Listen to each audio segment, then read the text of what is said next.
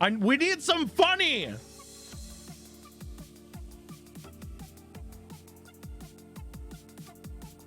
This one is not funny, but holy shit. All right, we'll do it. Am I the asshole for selling a family heirloom to pay for my destination wedding? My fiance, 38F, and I, 39M, are planning to get married this summer. We both want to have quite a lavish wedding and at a winery in another state. The two of us agree that it's the most important occasion in our lives, so we should make it as memorable as possible. We both have stable jobs and a good amount of savings, but it's not quite enough for the admittedly ambitious plans we have in our heads. My father passed away in January, and in his will, he left me a very valuable, think 5 figures, family heirloom. I'm not much for big family traditions, so although it's a nice thing to have, I'm not massively attached to it. I have plenty of other good memories of my father, and I don't need a fancy heirloom to remember him by. My brother, 34M, however, is a huge history nerd and is really attached to it.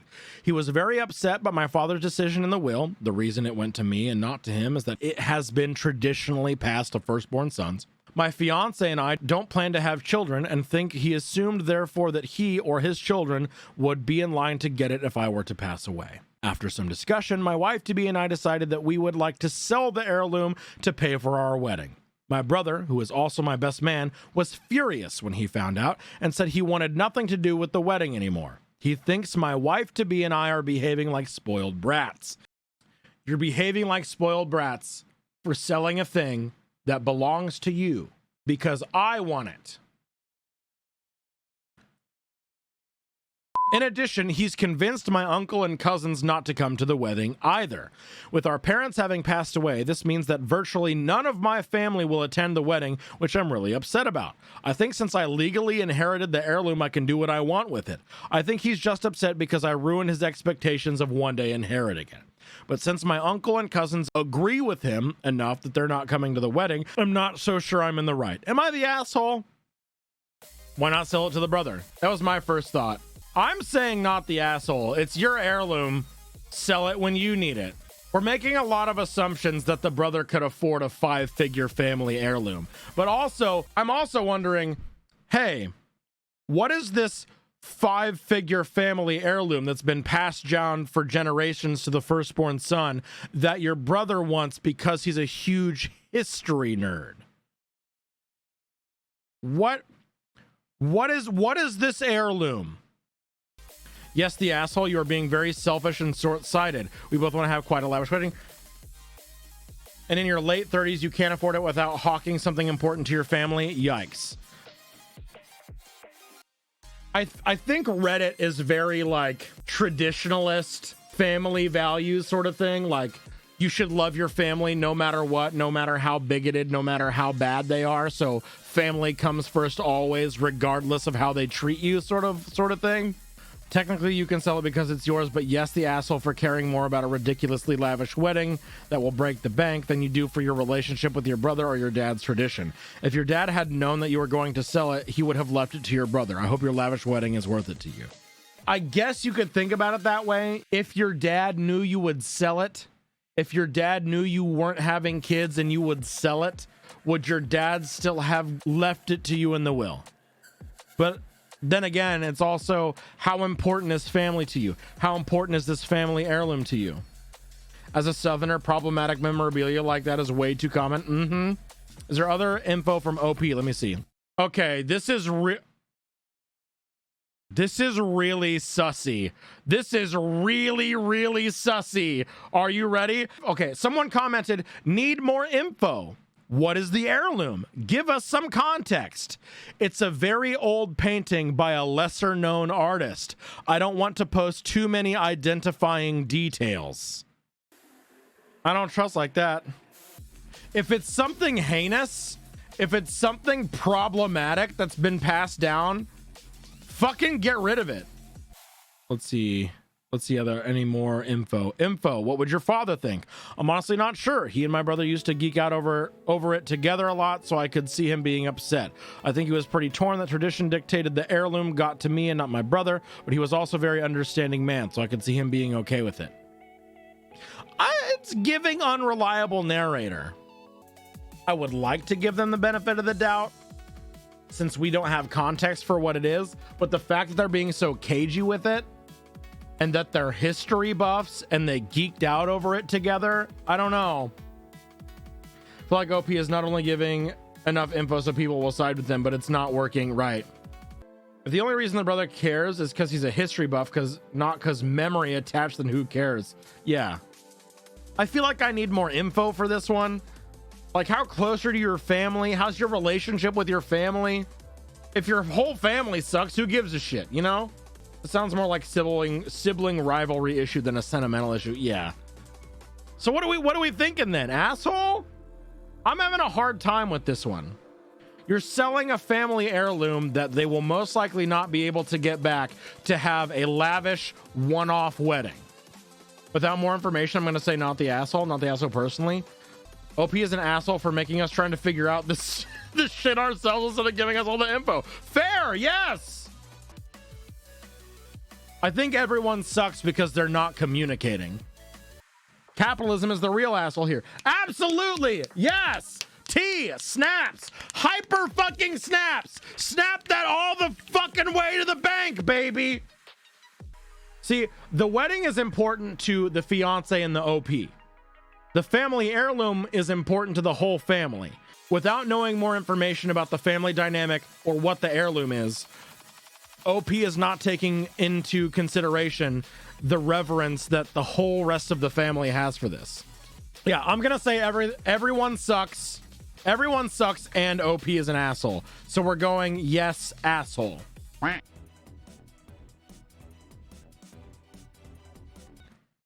Am I the asshole for telling my estranged parents to accept that they lost their only child? My parents had my sister and I, 18F, a year apart.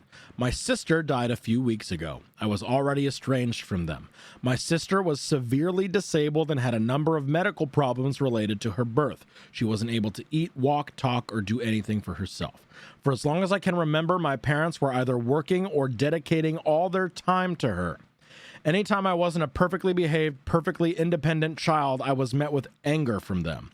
Like when I struggled to stay awake in kindergarten because some of the machines in mine and my sister's room kept me up all night, I got a stern talk about how it was a disruption they didn't need, or when my teacher started to think I was dyslexic, they accused me of faking it for attention and grounded me for several days.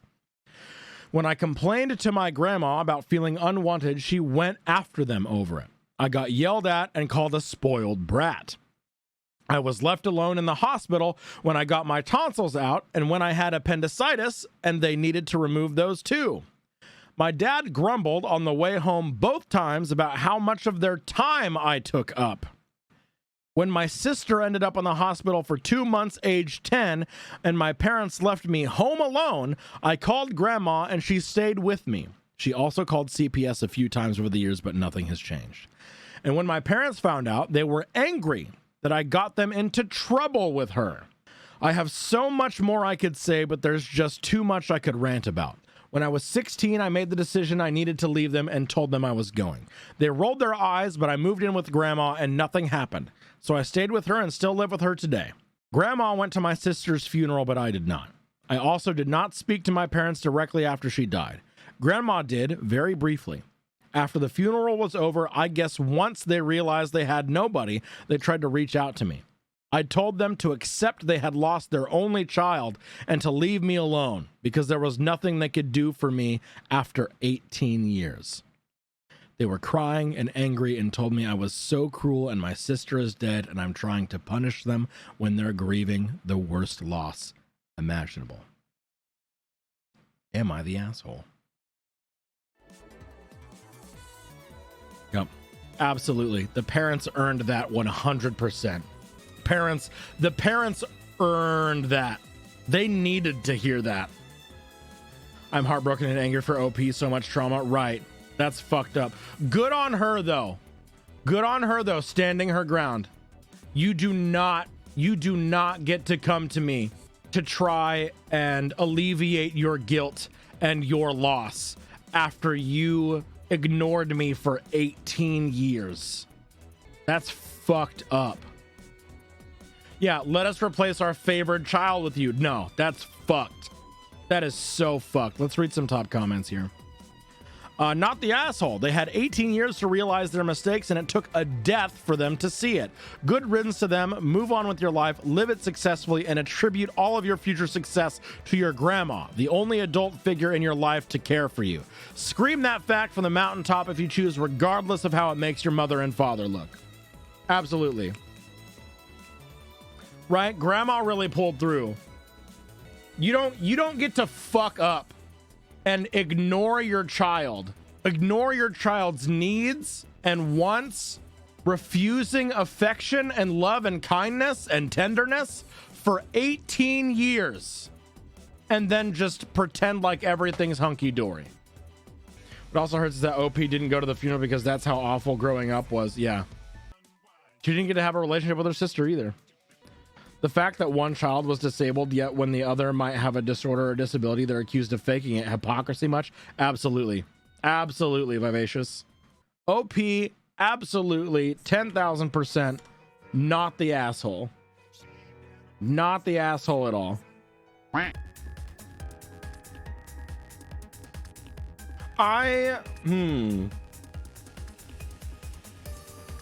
We're gonna do this first one.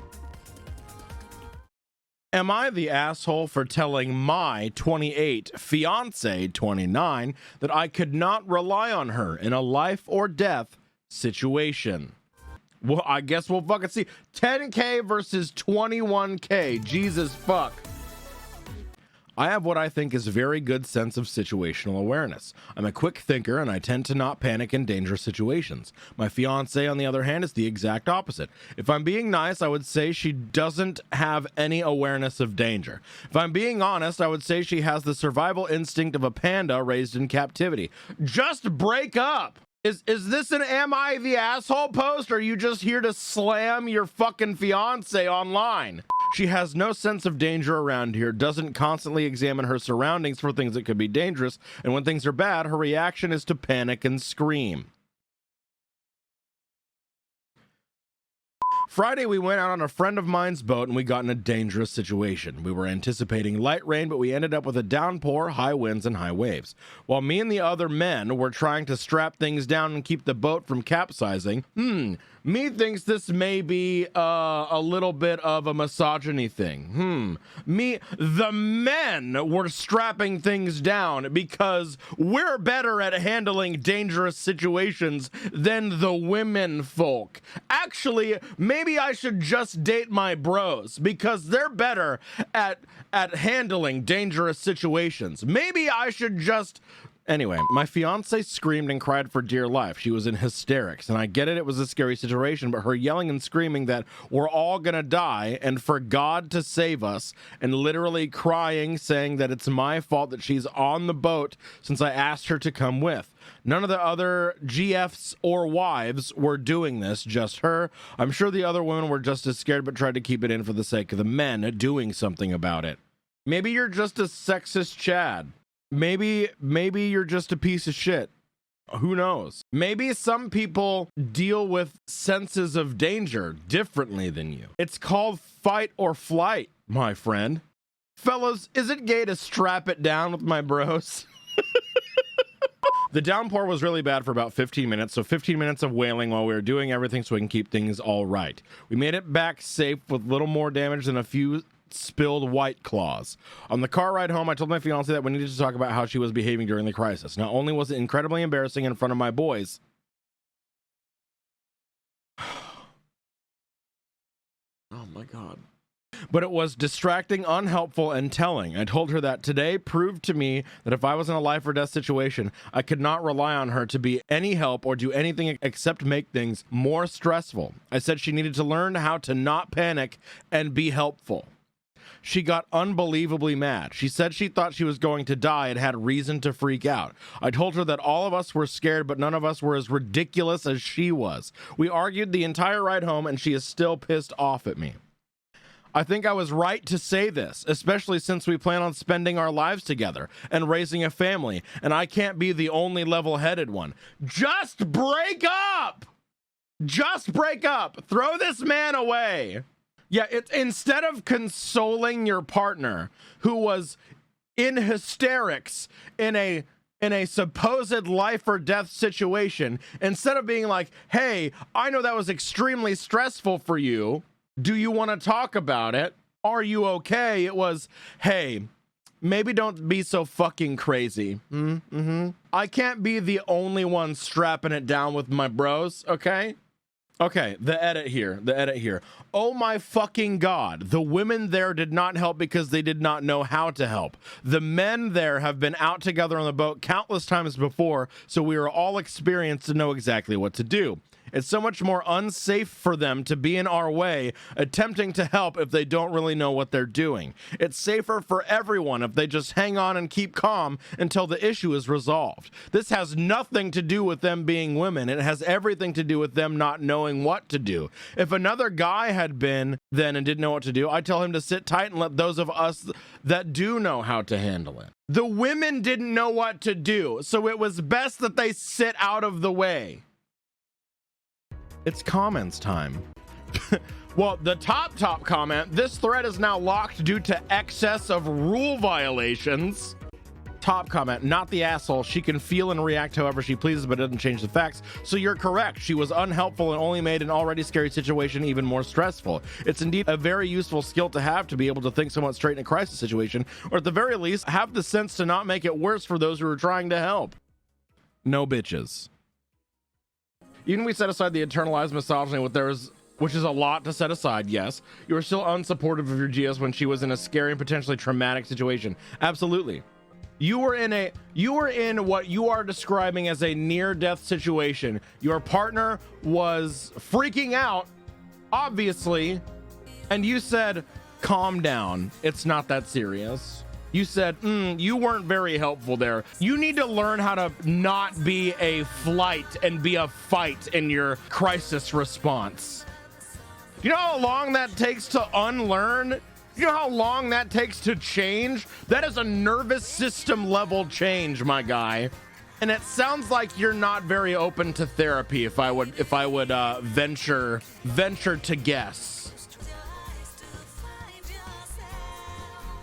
I mean, I know Reddit is full of misogynist pieces of shit, but like, second comment, not sure you handled the delivery well, but it's a fair concern. If you have children, she cannot freak out every time she is scared. Unfortunately, she probably learned this from her parents and would pass it on. Not the asshole, though the delivery sounds flawed, would work on that. There's probably an apology needed there. You may need counseling on this, but ultimately it probably will never change. You just need to decide if it impacts your long-term plans.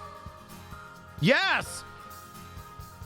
Your delivery was flawed and you probably need to apologize, but not the asshole. That makes them an asshole, GTE 105U. That makes them the asshole. Every time she's here, what the fuck people think he's going on to happen all the time? Right!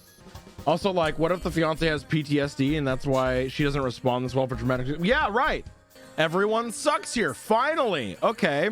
Maybe a little harsh, but true. Her reasoning of, I thought I was going to die, really only helps your point. Does she not understand that any life or death situation is going to feel like that? What? Although you should probably be more concerned with your hysterical fiance that she's about to die instead of what your friends are going to think. There we go. Finally. Finally, a nugget. A nugget of empathy. It took us 3 top comments. I can't with this thread anymore. I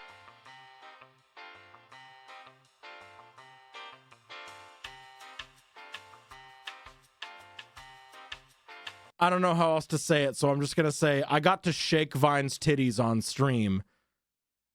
I was in control of their VTuber model for a little bit while they went to the bathroom. And I was just like, yeah, look at me, I'm bouncy. You know what?